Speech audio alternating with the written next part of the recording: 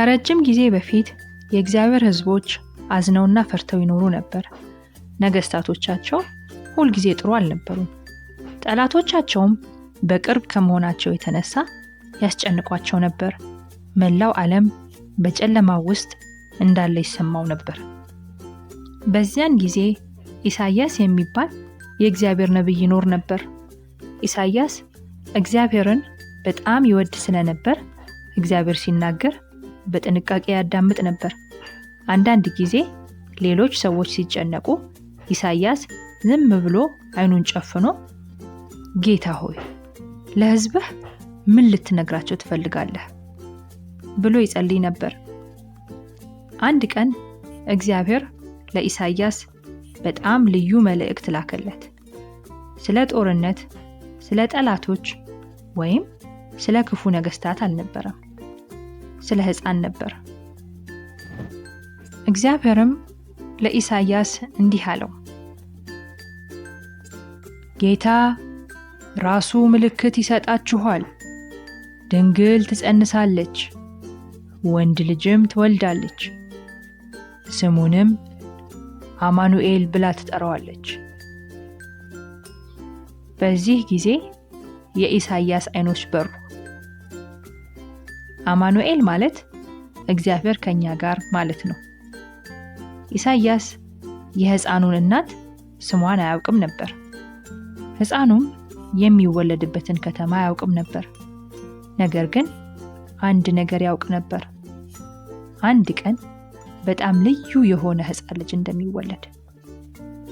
ከጊዜያት በኋላ እግዚአብሔር ለኢሳይያስ ሕፃን ተወልዶልናልና ወንድ ልጅም ተሰጥቶናልና በል አለው። እግዚአብሔር የሕፃኑን ውብ ስሞች ነገረው።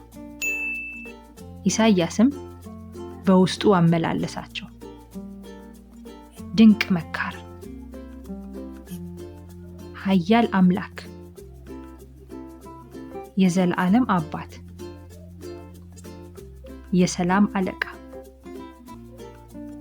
በስሞቹ እጅግ ተደነቀ። ይህ ልጅ ጥበበኛ፣ ጠንካራ፣ ሰውን እጅግ የሚወድና በሰላም የተሞላ ንጉሥ ይሆናል ብሎ አሰበ። ሰዎችን እንደሚያስፈራሩ እንደ ሌሎች ነገስታት አይሆንም፣ ደስታን የሚያመጣ ንጉሥ ይሆናል አለ። ኢሳይያስ ወደ ሕዝቡ ሄዶ በጨለማ የሚሄዱ ሰዎች ብርሃን ወጣላቸው አላቸው። አሁን በጨለማ ውስጥ እንዳላችሁ ይሰማችኋል፣ ነገር ግን ታላቅ ብርሃን ይመጣል። ሕፃን ይወለዳል፣ እግዚአብሔርም ቃሉን ይጠብቃል፣ ሁሉን ደህና ያደርጋል አላቸው። አንዳንድ ሰዎች ሰምተው ልባቸው በተስፋ ሞላ። ሌሎች ደግሞ ተስፋ በመቁረጥ ባለመስማማት ጭንቅላታቸውን ነቀነቁና የተናገረውን ረሱ። በእንዲህ ሁኔታ ዓመታት አለፉ። ከዚያም ተጨማሪ ዓመታት፣ ከዚያም በመቶዎች የሚቆጠሩ ዓመታት። ነገስታት ተለዋወጡ። ኃያላን ግዛቶች ተነሱ፣ ወደቁ። ልጆች አደጉና ልጆችና የልጅ ልጆች ተወለዱ። እግዚአብሔር ግን ለኢሳይያስ የሰጠውን ቃል አልረሳም። በመጨረሻ ሕፃኑ የሚወለድበት ጊዜ ደረሰ። ጸጥ ባለ አንድ ምሽት ናዝሬት በምትባል ከተማ ውስጥ አንድ መልአክ ማርያም ወደምትባል ወደ አንዲት ድንግል መጣ።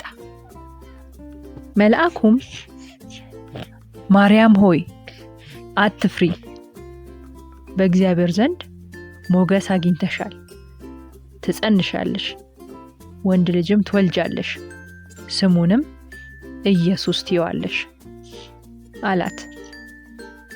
ማርያምም ተገረመች። ይህ እንዴት ሊሆን ይችላል ብላ ጠየቀች።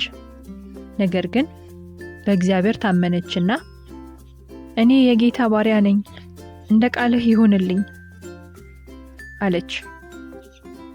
ከዚያም በኋላ ማርያምና ባለቤቷ ዮሴፍ ቤተልሔም ወደምትባል ከተማ ተጓዙ። በከተማዋ ማደሪያ ቤት ስላላገኙ እንስሳት በሚተኙበት ቦታ አደሩ። በዚያች ሌሊት ኢየሱስ ተወለደ። ትናንሽ እጆች፣ ትናንሽ እግሮች በጨርቅ ተጠቅልለው በግርግም ተኝተው ነበር።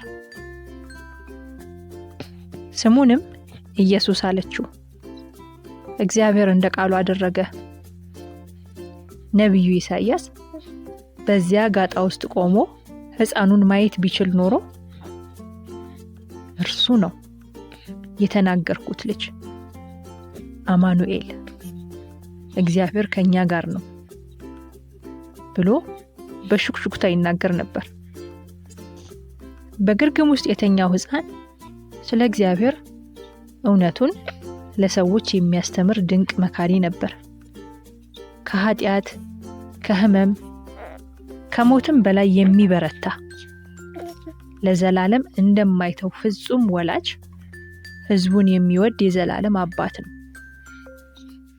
የልባችንን መናወጥና ፍርሃት ማረጋጋት የሚችል የሰላም አምላክ ነው። በዚያ የመጀመሪያ የአምላካችን የኢየሱስ ክርስቶስ ልደት ምሽት እረኞች በድንገት ሜዳ ላይ እንዳሉ ብዙ መላእክት በሰማይ ላይ ታዩአቸው።